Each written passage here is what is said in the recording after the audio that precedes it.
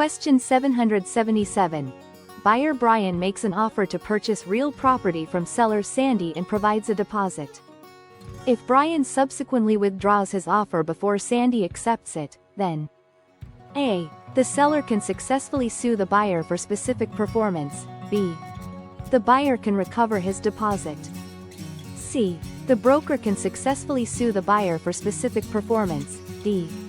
The seller can keep the earnest money deposit. Correct answer is B. The buyer can recover his deposit. For a binding contract to exist in real estate, there must be a valid offer and acceptance. Until the seller accepts the offer, the offeror, buyer Brian, is free to revoke their offer. The deposit, earnest money, is given to show the buyer's serious intent to purchase.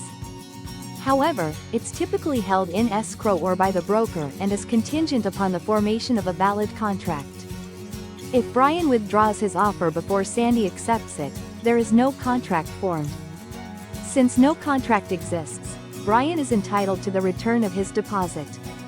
Specific performance is a remedy to force a party to complete a contract. Since no contract was formed, the offer was withdrawn before acceptance, there's nothing for the seller to enforce. Brokers are generally not parties to the purchase agreement itself, so they cannot sue for specific performance of the sale. Their right to a commission typically arises from a valid listing agreement with the seller and the successful procurement of a ready, willing, and able buyer, which usually culminates in an accepted offer. The seller can only keep the earnest money deposit, as liquidated damages, if a valid contract was formed and the buyer subsequently breached it. Since the offer was withdrawn before acceptance, no contract was formed, and the seller has no claim to the deposit.